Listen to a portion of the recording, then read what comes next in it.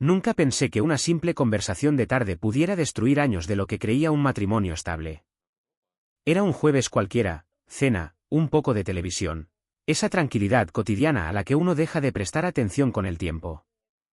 Entonces, mi mujer, Ana, dejó su copa de vino sobre la mesa. Me miró con una calma difícil de descifrar y dijo que necesitaba contarme algo. Al principio pensé que sería algo relacionado con su trabajo o con la salud de su madre. Pero luego sonrió, no con calidez, sino con esa media sonrisa que se da antes de encender una mecha, y me dijo que había estado teniendo pensamientos. No aventuras, no hechos, solo fantasías, dijo, sobre otro hombre. Alguien que conocía. Alguien que, según ella, la hacía sentirse vista. Recuerdo que solté una risa nerviosa, creyendo que me estaba poniendo a prueba, quizá buscando atención. Pero ella no rió. Me miró fijamente y lo dijo como si estuviera confesándose ante un cura, esperando una especie de absolución. Le pregunté quién era. Respondió que no importaba. Que era solo una fantasía inofensiva, algo normal en las relaciones largas. Excepto que, después de aquella noche, nada volvió a parecer normal. Actuaba como si la confesión nunca hubiera ocurrido, como si me hubiera hecho un favor siendo sincera. Pero yo no podía dejar de pensar en ello. Cada vez que miraba su móvil, cada vez que sonreía al leer un mensaje, cada ducha tardía, todo empezó a parecerme raro. Intenté convencerme de que era inseguridad. Me repetí que estaba exagerando. Pero, en el fondo, algo había cambiado. No era solo la fantasía. Era la forma en que lo dijo, como si estuviera plantando una semilla. Y no podía quitarme de la cabeza la sensación de que esa semilla ya había empezado a crecer. Unos días después de su confesión, me dije que tenía que seguir adelante. La gente tiene pensamientos extraños todo el tiempo, ¿verdad? Eso era lo que me repetía una y otra vez, como un mantra para calmar la tormenta en mi cabeza. Pero la calma no duró. Empezó con su teléfono. Solía dejarlo por todas partes, en la encimera, en el sofá, cargándose junto a la cama. Ahora, lo tenía pegado a la mano. Siempre boca abajo. Siempre en silencio. Una vez, la pillé sonriendo a la pantalla mientras cocinaba. Cuando se dio cuenta de que la estaba mirando, dio un respingo como si hubiera tocado un cable con corriente. Es solo trabajo, dijo. ¿Por qué me miras así? Yo no parecía nada. Solo estaba, viendo a mi esposa convertirse en alguien que no reconocía. Su estado de ánimo también empezó a cambiar. En un momento era dulce y se disculpaba, me abrazaba por detrás y me decía que estaba tan contenta de que pudiéramos ser sinceros. Al siguiente, me reprendía por nada, por respirar demasiado fuerte, por preguntarle si estaba bien. Cuando intentaba hablar de ello, me acusaba de ser controladora. Estás paranoica, Mark. Me haces sentir insegura en mi propia casa. Esa frase me dio un puñetazo.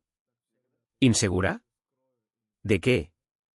De mí, el hombre que nunca le ha levantado la voz, que se desvive por hacerla feliz. Una noche, me desperté sobre las 2 de la madrugada. No estaba en la cama. La encontré en la cocina, susurrando por teléfono. Al verme, se quedó paralizada y puso los ojos en blanco, como si yo fuera la que andaba a escondidas. No podía dormir. Estaba hablando con Emma, dijo. Puedes llamarla si no me crees. Pero no la llamé. No porque la creyera, sino porque no quería oír la confirmación de la mentira. Esa fue la primera vez que me di cuenta de algo sobre Anna, no necesitaba pruebas para tergiversar la verdad. Solo necesitaba mi indecisión. Y se la di siempre. Empecé a guardarme las cosas para mí. No porque ya no me importara, sino porque discutir con Ana se había convertido en algo parecido a jugar al ajedrez con humo. Cada vez que creía tener un argumento sólido, ella lo retorcía hasta convertirlo en otra cosa. Si le decía que estaba distante, respondía que yo llevaba años siendo emocionalmente inaccesible. Si mencionaba sus mensajes a altas horas de la noche, decía que estaba invadiendo su intimidad. Y si intentaba explicarle con calma cómo me hacía sentir su comportamiento, se le llenaban los ojos de lágrimas y decía: no puedo creer que pienses tan mal de mí. Y de algún modo, siempre acababa pidiendo perdón. Siempre. Las discusiones seguían un patrón. Ella empezaba a la defensiva, luego lloraba, y después me acusaba de ser frío y distante, hasta que me sentía tan culpable que terminaba consolándola. Se acurrucaba en mis brazos, me susurraba que me quería, que solo estábamos pasando una etapa, y prometía que todo mejoraría. Y durante unos días, lo hacía. Cenábamos juntos, nos reíamos, incluso hicimos una escapada improvisada un fin de semana. Pero luego, los cambios de humor, el secretismo con el móvil, la distancia emocional, todo volvía de golpe, como un ciclo del que no podía escapar. Empecé a notar pequeñas incoherencias. Su amiga Emma, de repente, tenía otro trabajo. Una reunión que supuestamente terminaba a las 6 se alargaba hasta las 9, y sus explicaciones sonaban ensayadas. Así que dejé de enfrentarla. Empecé a escucharla, de verdad. A prestar atención a los detalles que ella olvidaba haber contado. Tomaba nota mental de sus excusas, de los horarios, del tono de su voz. Ya no se trataba de pillarla. Se trataba de entender con quién estaba viviendo realmente. Y cuanto más observaba, más claro lo veía, mi mujer no era descuidada, era calculadora. Cada mentira estaba pensada, cada estallido medido para hacerme dudar lo justo como para mantenerme callado. No me estaba volviendo loco. Era ella quien se aseguraba de que lo pareciera. Algo dentro de mí cambió aquella semana. Dejé de reaccionar. Dejé de cuestionar sus historias o de intentar razonar con ella. Y ese silencio, la asustó más que cualquier discusión. Ana no estaba acostumbrada a la calma. Se alimentaba del caos emocional, de girar el cuchillo hasta que yo me rompía y acababa pidiendo perdón. Pero ahora, cuando lanzaba sus acusaciones, que ya no me importaba, que me estaba alejando, yo simplemente asentía y decía: puede ser. Y eso la descolocaba por completo. Empecé a tomar notas. Pequeñas cosas al principio, fechas, horas, nombres que mencionaba de pasada. Incluso creé una cuenta de correo oculta donde guardaba capturas de las facturas del móvil y de su actividad en redes sociales. Nada dramático, nada fuera de la ley, solo observación en silencio. Mientras tanto, su comportamiento en casa fue empeorando. Desaparecía para asistir a eventos de trabajo que no existían. Volvía oliendo a un perfume que no era el suyo y se ofendía si no la recibía con entusiasmo. Una noche, cuando le pregunté si estaba viendo a alguien, me miró con esa expresión cansada, casi con lástima, y dijo: ¿de verdad necesitas ayuda, Marcos? Esta obsesión no es sana. Esa frase se me quedó grabada. Obsesión. Así lo llamaba ella. No curiosidad, no preocupación, obsesión. Pero la verdad era otra, no era obsesión, era claridad. Por primera vez, no reaccionaba a sus juegos. Los estudiaba. Y cuanto más la observaba, más comprendía que no era solo manipuladora, estaba enganchada al drama. Las mentiras no tenían que ver con otro hombre. Tenían que ver con el control. Con el placer de sentirse con poder sobre mí. Entonces supe que, si quería sobrevivir a ese matrimonio, no podía enfrentarla de frente. Tenía que pensar como ella, con frialdad, paciencia y cálculo. Así que empecé a planear. No una venganza. Aún no. Solo, un final. Ana lo notó casi de inmediato, el cambio en mi energía. No sabía ponerle nombre, pero lo sentía. Ya no estaba tenso. Ya no perseguía sus mentiras ni intentaba arreglar las cosas. Era educado, sereno, y de alguna forma, distante. Al principio pareció aliviada. Luego, recelosa. Empezó a hacer preguntas que antes nunca le habían importado: con quién hablaba por el móvil, a qué hora volvería a casa, si estaba ocultando algo. Casi me dio la risa. La ironía era perfecta, la mentirosa temiendo la verdad. Pero yo me mantuve firme. Misma sonrisa. Mismo tono. Todo igual. Solo que ahora, cada momento juntos era una representación. Ya no era su marido. Era un observador en su escenario, tomando nota de cada acto de su interpretación. Mientras tanto, mi proyecto silencioso seguía creciendo. No buscaba pruebas de una infidelidad, ya conocía la verdad, aunque no supiera el nombre del hombre. Lo que quería era estructura, control. Empecé a organizarlo todo, registros financieros, cuentas compartidas, documentos de la casa. Pequeños detalles a los que ella nunca prestaba atención porque hablar de dinero le agobiaba. Estaba trazando un mapa. Y ella no tenía ni idea de que estaba de pie sobre él. Hasta que una noche se quebró. De repente, me acusó de haberla abandonado emocionalmente. Dijo que la estaba castigando con mi calma. Arrojó el móvil sobre la mesa y gritó que, si no confiaba en ella, lo mejor sería que me fuera. La miré a los ojos y, muy despacio, le dije.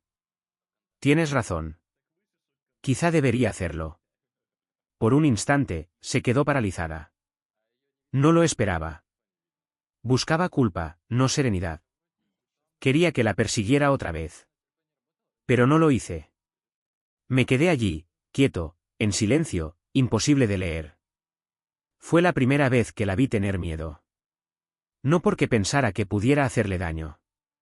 Sino porque, por primera vez en años, se dio cuenta de que había perdido el control. Las siguientes semanas fueron como vivir dentro de una olla a presión.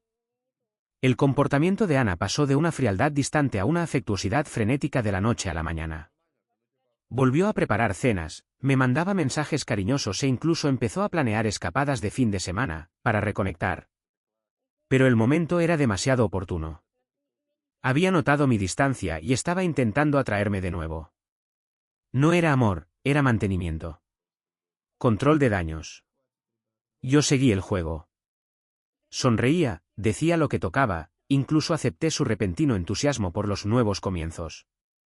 Pero detrás de cada sonrisa, seguía tomando notas. Observando sus patrones. Escuchando lo que no decía. Su fachada empezó a resquebrajarse.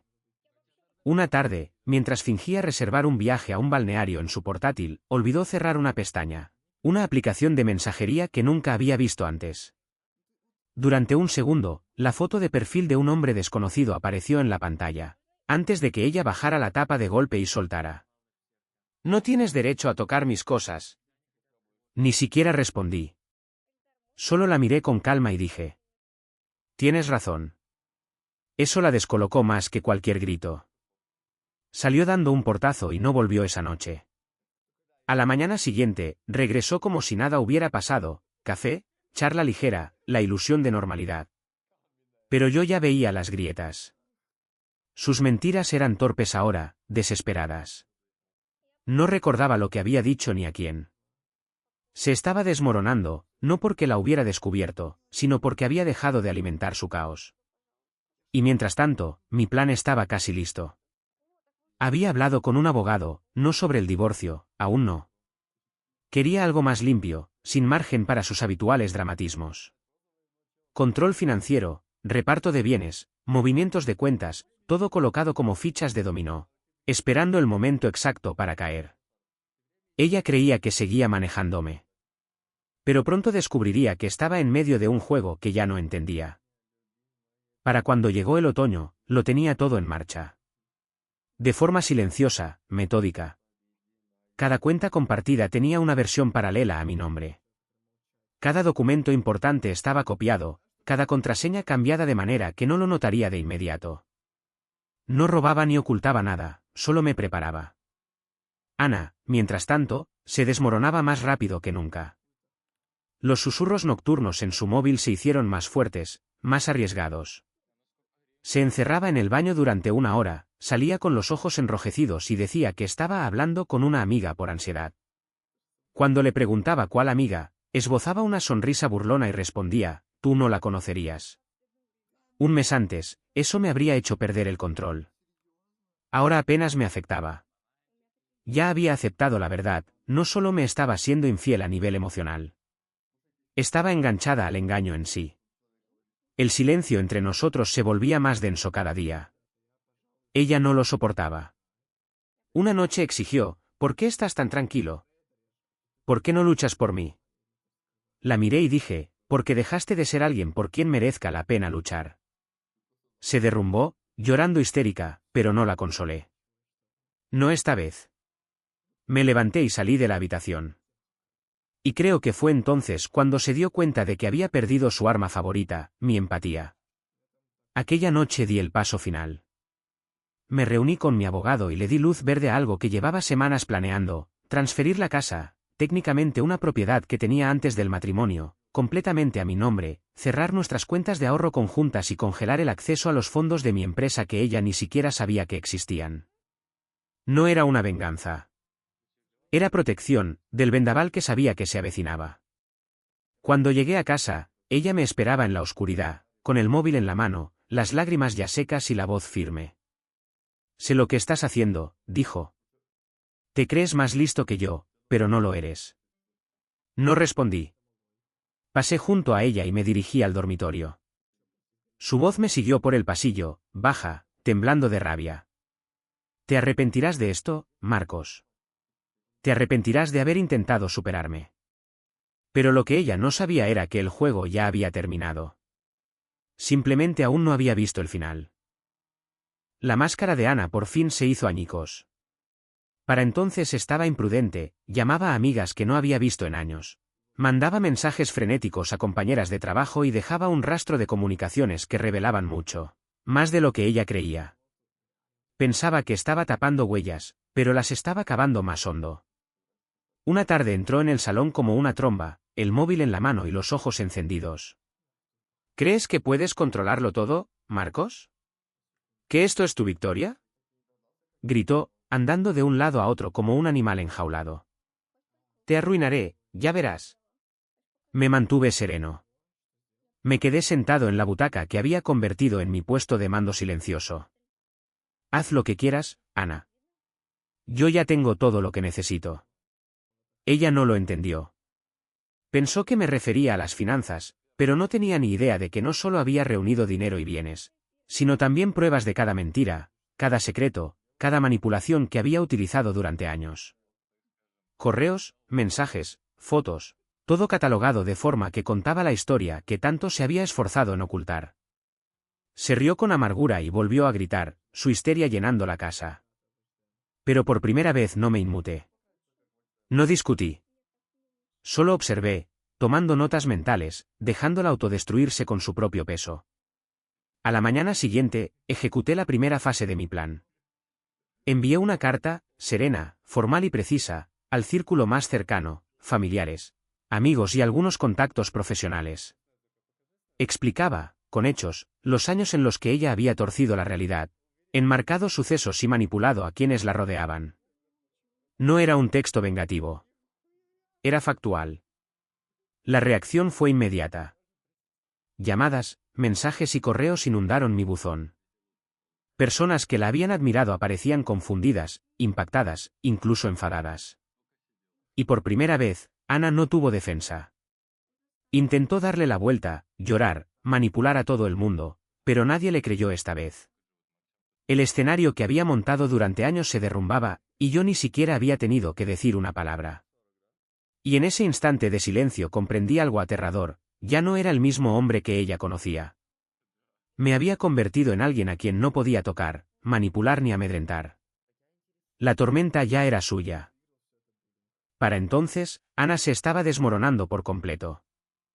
Sus intentos frenéticos de recuperar el control eran desesperados y transparentes. La gente dejó de responder a sus llamadas. Sus amigas murmuraban a sus espaldas, sus compañeros evitaban mirarla a los ojos, e incluso su familia empezaba a cuestionar las historias que había tejido durante años. Una noche me enfrentó en la cocina, acorralada, con la voz temblando entre la rabia y el miedo. «¿Crees que esto se ha acabado? ¿Crees que has ganado? Te haré pagar». No me inmuté. Me apoyé en la encimera, tranquilo, casi distante. «No se trata de ganar, Ana. Se trata de la verdad. Algo que tú nunca has respetado». Sus manos temblaban mientras arrojaba el móvil sobre la encimera. Lo cogí con calma. Ahí estaba todo, cada contacto oculto, cada historia inventada, cada mentira de madrugada. Desenrollado ante mí como una película que, por fin, mostraba su final. Le dije en voz baja: «Llevas años manipulando a todo el mundo. Intentaste pintarme como el villano mientras tú bailabas entre mentiras. Eso se ha acabado. Me miró incrédula mientras le explicaba el último paso. La casa, legalmente mía, como había formalizado semanas atrás. Las cuentas conjuntas, bloqueadas. Los activos de la empresa, fuera de su alcance. Y las pruebas que había recopilado, ya compartidas con todos aquellos a quienes había engañado, presentadas de forma precisa e irrefutable. Su pánico fue inmediato. Lloró, gritó, suplicó, intentó manipularme una vez más. Pero quienes antes la defendían ya no estaban de su lado. Cada mentira que había contado se había convertido en un arma apuntándole a ella. Y aún así, no sentí satisfacción. No había placer en verla caer. Solo una sensación de control recuperado, mi vida, mi cordura, mi futuro. Ella lo comprendió demasiado tarde. Había pasado años manipulando el mundo para sentirse poderosa, y ahora, por primera vez, estaba completamente indefensa. ¿Y yo? Nunca me había sentido tan claro, tan preciso, tan intocable. La pesadilla que ella había creado en nuestra casa se había invertido. Y ahora era ella quien estaba atrapada en ella. Los días después del derrumbe de Ana fueron inquietantemente silenciosos. Apenas hablaba, apenas me miraba, y cada intento por recuperar un mínimo control terminaba en fracaso. Yo seguía con mi rutina, sereno, educado, preciso, dejando que la tensión se mantuviera a fuego lento. Entonces llegó el paso final. No necesité gritar, discutir ni montar un espectáculo. Simplemente envié un último conjunto de cartas, esta vez a un círculo más amplio, su entorno profesional, amistades lejanas e incluso algunos vecinos que, sin saberlo, habían formado parte de su red de manipulación. Cada carta era objetiva, cuidadosa, sin emoción. Exponía sus patrones de engaño, su manipulación emocional y la verdad detrás de la persona que había fingido ser durante años. Sin adornos. Sin rabia. Solo hechos imposibles de negar. Desde el salón observé cómo su teléfono no dejaba de iluminarse, mientras su pánico alcanzaba un punto que ya no podía controlar. Comprendió que el mundo que había construido con tanto esmero se estaba derrumbando. Las personas que antes la admiraban o la compadecían ahora veían la verdad. Nadie respondía a sus llamadas, nadie contestaba sus mensajes, y sus amenazas ya no causaban miedo. Y, aún así, yo no hice nada más. Ni celebración, ni confrontación, solo silencio. Porque, para entonces, la victoria ya no consistía en demostrarle nada. Era, simplemente, recuperar mi vida. Ana, manipuladora, histérica, egoísta, había pasado años doblando la realidad a su antojo, hasta que por fin se topó con una fuerza serena, calculada, imposible de manipular. Había perdido la partida mucho antes de darse cuenta de que se estaba jugando. Esa noche, mientras me servía una copa de vino y la veía sentada en silencio absoluto, sentí algo inesperado, paz. No era venganza ni crueldad. Era la satisfacción de haber restablecido el orden. El matrimonio que un día fue mi hogar se había convertido en el escenario de su propio derrumbe, y yo solo había observado, tranquilo, hasta el acto final. Y en aquel silencio comprendí algo con total certeza. A veces, los movimientos más poderosos son los que nadie ve venir. La pesadilla había terminado. Pero nunca olvidaría las lecciones que me dejó, sobre la confianza, el control. Y el poder silencioso, invisible, de la paciencia.